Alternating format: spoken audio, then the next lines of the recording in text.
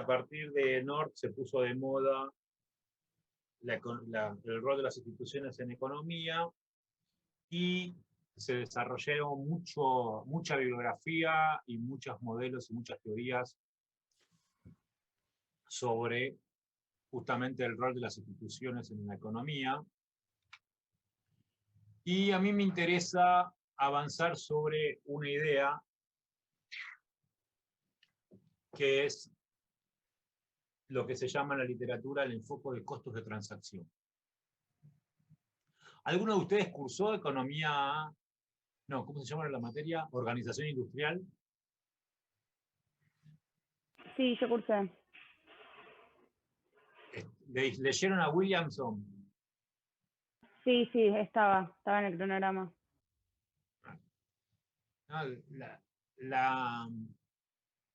si ustedes leyeron el paper de Coase, el costo social, creo que en ese paper él lo cuenta. O sea, Coase es el inventor del concepto de costos de transacción para la literatura. Y el concepto de costo de transacción, Coase lo elabora tratando de explicar por qué en la vida real existen empresas. ¿No? Nosotros estudiamos en microeconomía. Cuando nosotros estudiamos teoría de la producción, nosotros estudiamos un esquema donde todos los días alguien, en este caso el empresario, toma decisiones de producción para maximizar sus beneficios y según los precios relativos de los actores de producción, elige la combinación de trabajo y capital óptima que le permite minimizar los costos de producción y por lo tanto maximizar beneficios. En ese esquema no existen las empresas. Coase se recibe de economista, viaja a Estados Unidos y se pone a estudiar cómo funcionan las empresas. Y ahí elabora su hipótesis, o su idea de los costos de transacción, donde básicamente la idea más sencilla es que las empresas existen, porque justamente como lo podríamos pensar en términos de North ahora, una empresa es un mecanismo que permite minimizar los costos de transacción. En lugar de que cada día el empresario salga al mercado a contratar trabajadores, a contratar servicios de bienes de capital, ¿qué hace la vida real? Es mucho más eficiente, si yo voy a tener relaciones de producción estables, tener una empresa. ¿No? Hay actividades donde todavía sigue siendo más, me sale la palabra verosímil, pero no es verosímil, pero el relato que está atrás de la teoría de la producción de microeconomía refleja con mayor precisión lo que pasa en la práctica. Por ejemplo, los estibadores, la gente que trabaja en el puerto. ¿Ustedes vieron, cómo se llama esta película, esta serie, The Wire? ¿Alguien la vio? La tienen que ver porque todo el mundo dice que es la mejor serie del mundo mundial. ¿No? El capítulo, la segunda temporada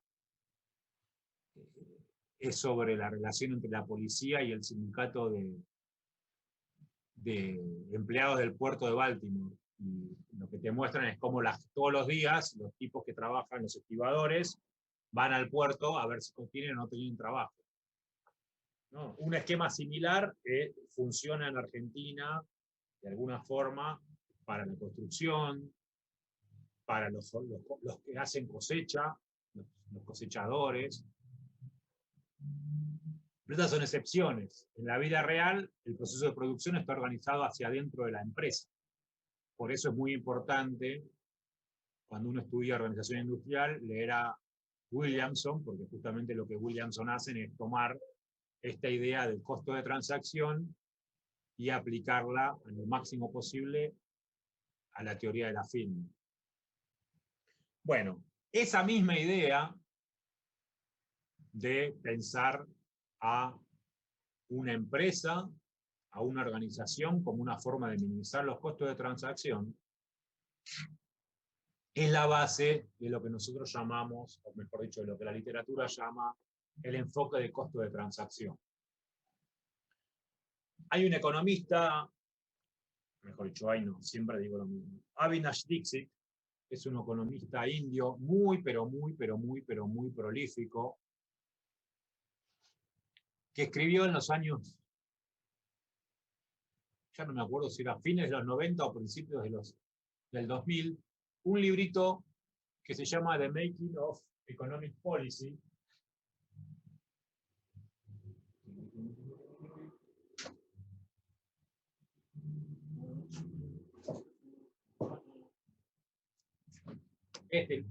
No se ve, ¿no?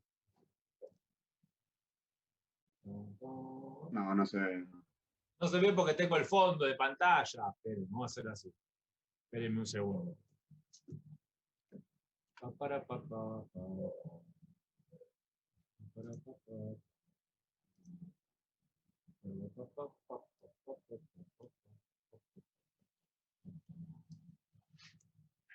Ahora sí. Ahora sí se ve, ¿no? Este libro, donde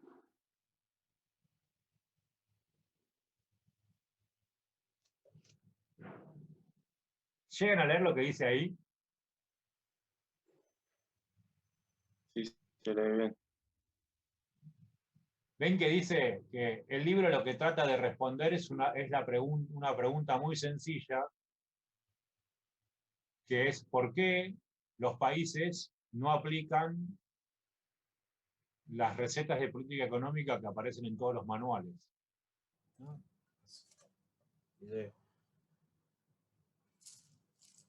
El libro comienza observando que la mayoría de las políticas de comercio van en contra de las prescripciones del economista, bla, bla, bla, bla, bla, no importa. Él lo que intenta explicar es justamente por qué en la práctica las políticas económicas que se aplican en los países difieren de lo que nosotros estudiamos en los manuales. Y la explicación básica que ofrece Avinash Dixit es la existencia de costos de transacción. ¿A qué hace referencia la existencia de costos de transacción? A que en el mundo previo al estudio del public choice, nosotros suponíamos o nos manejábamos, sobre todo en microeconomía, con la figura del dictador benevolente. No sé si ustedes llegaron a estudiar en microeconomía la figura del dictador benevolente.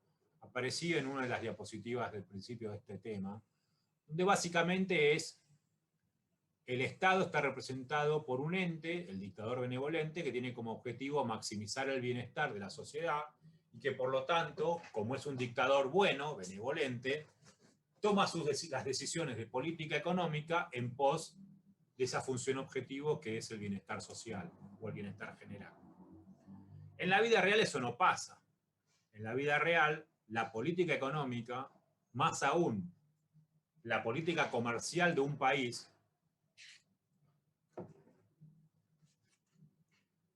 se implementa a través de leyes.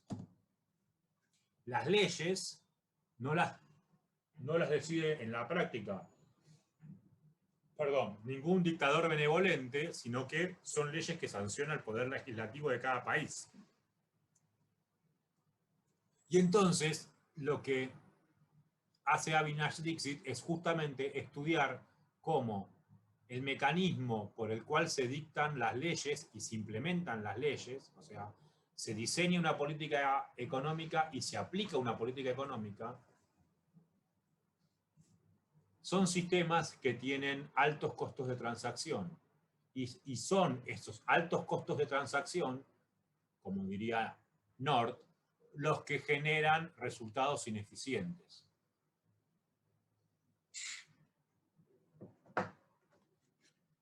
Esa idea es el enfoque de costo de transacción para aplicar las políticas públicas. ¿Alguien me está haciendo una pregunta? Sí, ¿por qué serían altos los costos de transacción en ese caso? Ahora vamos a ver. Ahora vamos a ver. Ese mismo análisis en Argentina hace muchísimos años, por lo menos desde los años 2000, 2002, 2003, antes también, a fines de los 90, es el programa de investigación que llevó a cabo un economista argentino muy bueno, que se llama Mariano Tomasi, que fue durante muchos años, creo que sigue siendo, ahora todavía, el director del Departamento de Economía de la Universidad de San Andrés. Y básicamente lo que hace es aplicar el enfoque de costo de transacción al estudio de las políticas públicas en Argentina, con especial énfasis en el federalismo fiscal. ¿Cuál es la pregunta que me hacía Hernán? ¿Por qué hay costos de transacción altos? Bueno, justamente lo que tenemos que analizar para entender cuándo hay costos de transacción altos y cuándo hay costos de transacción bajos es nuevamente recurrir al esquema weberiano de analizar, o mejor dicho, de definir cuál sería un esquema de diseño eficiente de políticas públicas. Hay un consenso entre los economistas y los politólogos que se dedican a estudiar este tema, que toma como tipo ideal el funcionamiento del Congreso estadounidense.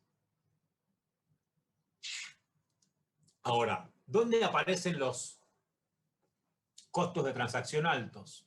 Que era la pregunta. No, Federico creo que me hizo la pregunta, no, Hernán.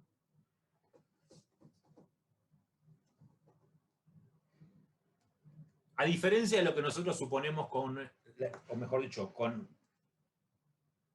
la simplificación que genera el esquema del dictador benevolente, en un sistema republicano, el Poder Ejecutivo puede mandar un proyecto de ley al Congreso y en el Congreso se tienen que hacer acuerdos políticos para juntar las mayorías necesarias para aprobar una ley.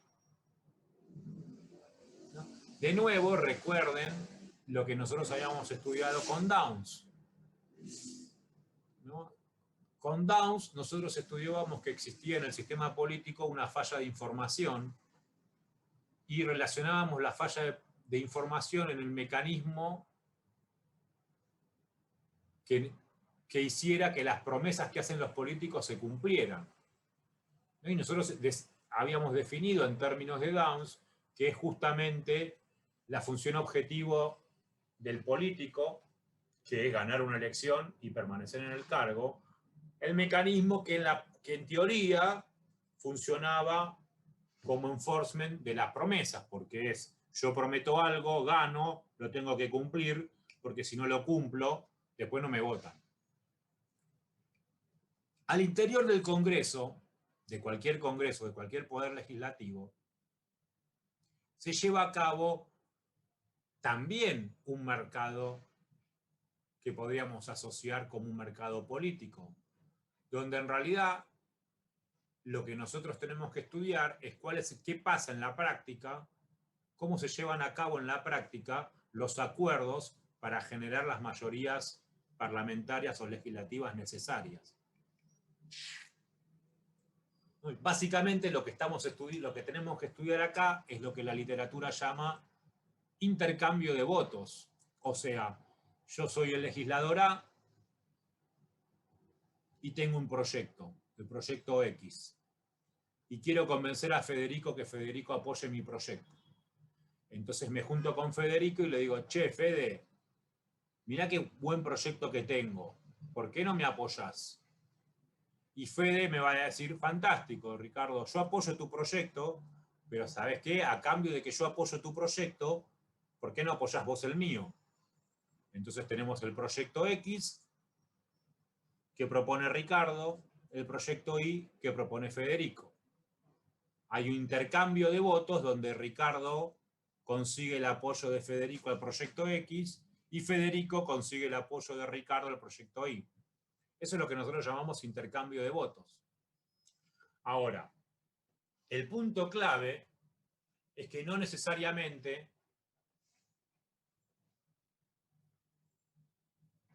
esas dos votaciones se llevan a cabo en el mismo momento,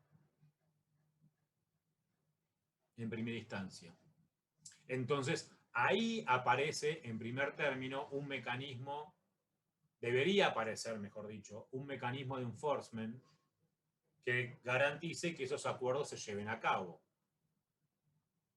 ¿no? Porque en realidad lo que estamos haciendo es intercambio de promesas. Federico me promete a mí que me va a apoyar, yo le prometo a Federico que le voy a apoyar su proyecto. La literatura llama log rolling a lo que nosotros traducimos en castellano como intercambio de votos. Yo voto el proyecto de Federico, Federico vota mi proyecto. Y llama pork barrel a un intercambio de votos con una particularidad. En el primer ejemplo, en el caso del log rolling, el proyecto de Ricardo beneficia a todos los ciudadanos argentinos. Y el proyecto de Federico beneficia o aplica sobre todo a los ciudadanos argentinos. O sea, los proyectos son de impacto general. Yo intercambio un proyecto de impacto general por otro proyecto de intercambio general. Eso es el log rolling. Ahora vayamos al pork barrel.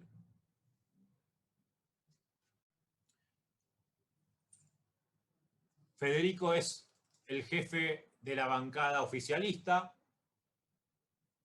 Yo soy un diputado no oficialista por la provincia de San Juan, por ejemplo. Federico está juntando votos para aprobar el presupuesto. Es una ley. Entonces Federico me dice a mí, che, Ricardo, dale, apoyá este presupuesto. Entonces yo le digo a Federico, ¿sabes qué? Yo voy a apoyar el presupuesto, pero ¿por qué no? Pero a cambio te voy a pedir que en la ley de presupuesto incorpores este hospital, la construcción de este hospital para mi ciudad de San Juan, que hace 5 años que estoy pidiendo y ustedes no la hacen. ¿Cuál es la diferencia entre este ejemplo y el ejemplo anterior? En este ejemplo, lo que obtiene una de las partes beneficia exclusivamente a sus votantes. Yo soy diputado por San Juan, entonces obtengo un beneficio para los ciudadanos de San Juan. ¿Se entiende la diferencia entre log rolling y pork barrel?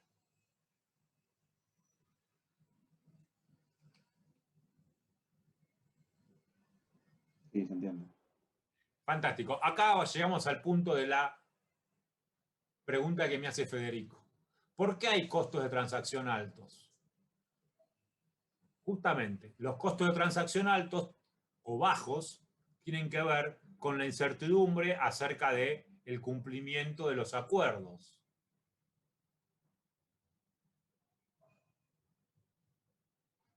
¿Hay mecanismos de enforcement para garantizar que las promesas se cumplan o no hay mecanismo de enforcement? Bueno, la literatura sobre costo de transacción identifica como el mecanismo de enforcement básico la confianza entre las personas que interactúan. La confianza mutua.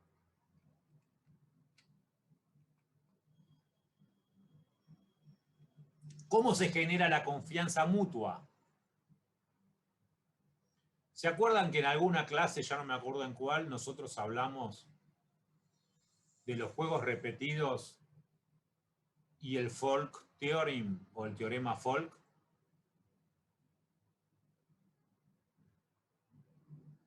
Sí, con el intercambio de prisionero puede ser. Con el dilema del prisionero. Con el dilema del prisionero, exactamente, ¿no? Era la misma lógica, ¿no? Lo que nosotros decíamos que era el equilibrio que se alcanzaba en el dilema del prisionero difería si estudiábamos el problema como un juego de una única vez o si estudiábamos el problema como un juego repetido. Porque la repetición del juego introducía un incentivo a la cooperación, ¿no? Esa es la moraleja, para decirlo de alguna forma, de los juegos repetidos y el teorema Folk. Si yo intercambio siempre con la misma gente, se genera una confianza. La repetición genera un incentivo a la cooperación. Ayer yo necesitaba una herramienta, porque tenía que armar ponerle las patas a un sillón que me trajeron a mi casa y para entrarlo le sacaron las patas porque si no pasaba por la puerta. Necesitaba una llave francesa que yo no tenía. Yo vivo en este departamento hace 7 años. Enfrente de mi edificio hay una ferretería. Entonces, fui y le dije al ferretero, che, ¿no me prestás una llave para ajustar esta tuerca? Le llevé la tuerca porque yo ni sabía ni cómo se llamaba la llave que necesitaba. Y el ferretero me dijo, necesitas la francesita, y me la trajo. Claro. Hace un par de meses tuvimos una conversación similar donde yo no me acuerdo qué le fui a comprar y no me alcanzaba la plata. Y entonces le dije, che, esperá que voy a buscar plata y te la traigo. Y él me dijo, no, llévatela. Si vos vivís acá enfrente te veo salir todos los días. No te vas a escapar porque por esto no me acuerdo cuánta plata era. Obviamente no eran millones de dólares. ¿No? De nuevo, como el tipo me ve todos los días salir de mi casa, sabe dónde vivo, me conoce, tiene confianza. ¿No? Los intercambios repetidos generan confianza. Entonces, ¿por qué los estudiosos de este tema asocian al Congreso estadounidense como un tipo ideal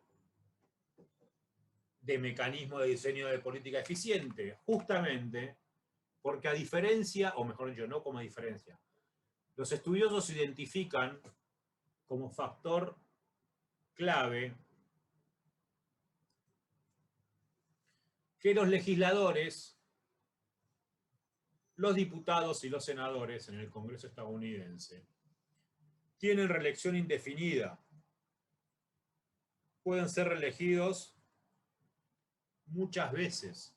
De hecho, es muy común, sobre todo a nivel de los senadores, que los senadores pasen en sus cargos 20, 30 años. Es más, recién cuando se mueren, dejan de ser senadores porque se murieron, no porque perdieron una elección. Y entonces es esa permanencia en el cargo lo que está asociado como un mecanismo que genera confianza y que por lo tanto minimiza la incertidumbre, porque si hace 10 años que venimos negociando intercambio de votos, ya sabemos quién es confiable, quién es no confiable, quién cumple sus promesas, quién no cumple sus promesas, y por lo tanto se genera en la práctica una institución que minimiza los costos de transacción, que por lo tanto resulta en intercambios eficientes. ¿Se entiende la idea?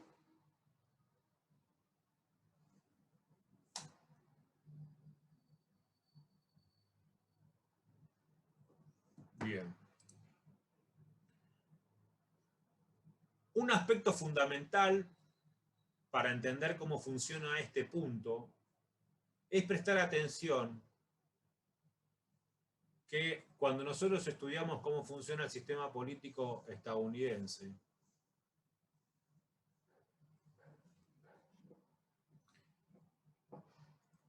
surge un aspecto importantísimo, que es que desde el punto de vista de la carrera política,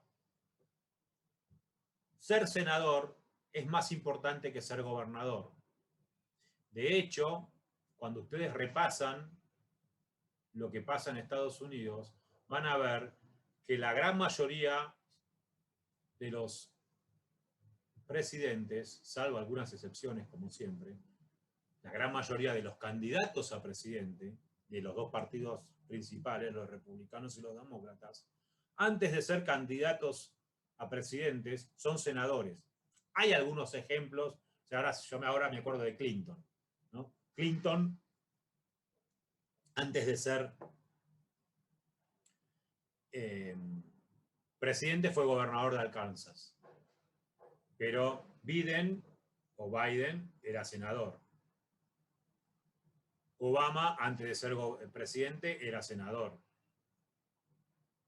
Sanders, antes de ser candidato a presidente, competir en las internas, era senador. Warren, que era la que terminó definiendo la interna con Biden, también es senadora. Justamente, que en la política norteamericana ser senador sea más importante que ser gobernador, es una variable o una característica muy importante porque es lo que garantiza la estabilidad. O sea, si el puesto en la carrera política, el segundo puesto más importante del sistema político norteamericano, es ser senador, como presidente hay uno solo, los senadores tienen mucho tiempo en su función. Porque obviamente soy candidato a senado, a presidente, pierdo, vuelvo a mi banca. Me mantengo.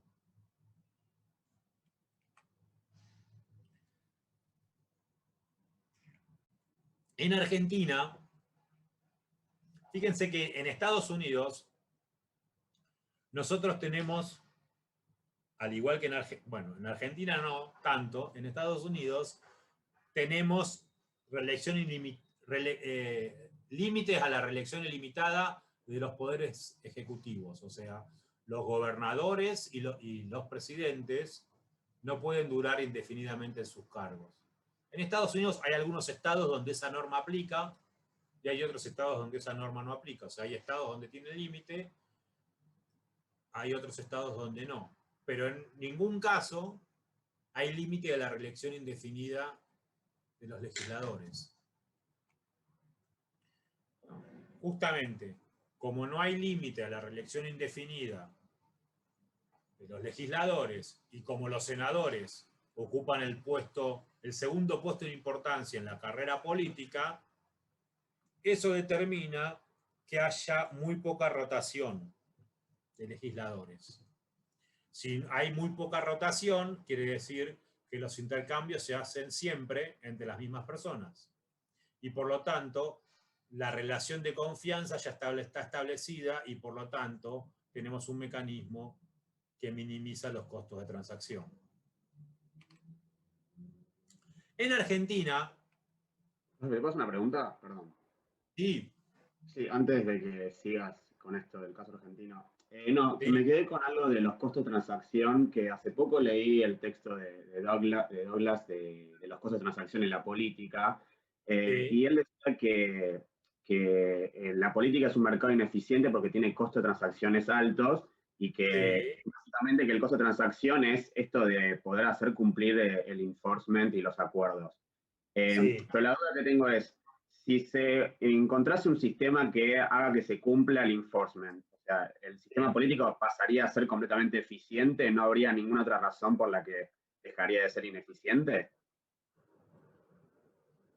Lo que pasa es que ahí el punto clave es entender qué quiere decir eficiente.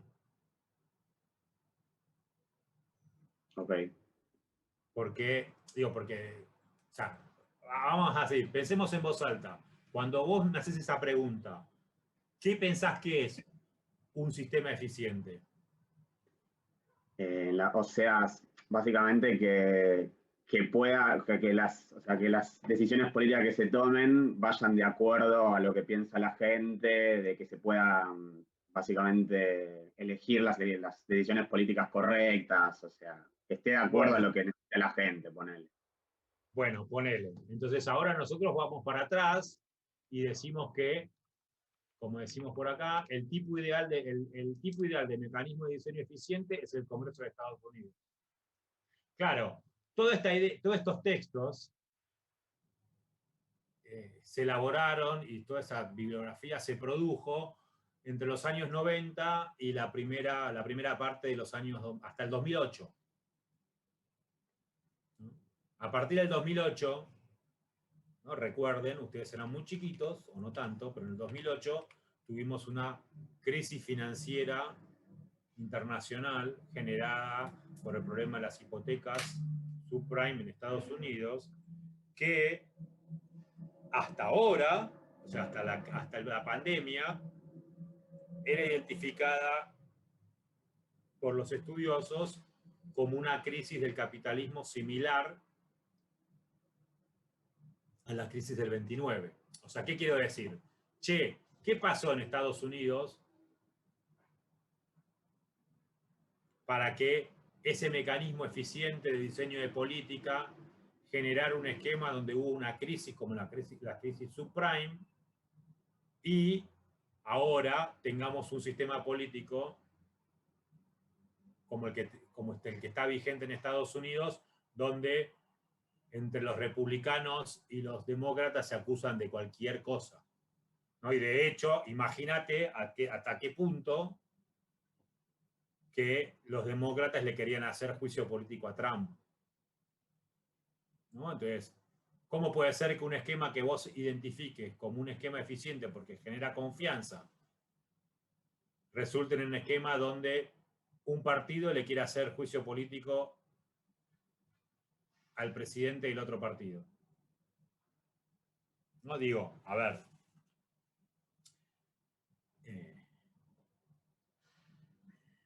siempre nosotros tenemos que tener en claro, antes que se me corte, tenemos que tener en claro justamente bajo qué definición estamos analizando el problema.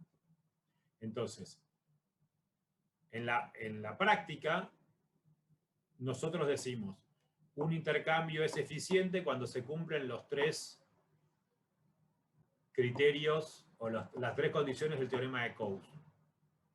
Una de las tres es que los costos de transacción sean bajos. O sea, que la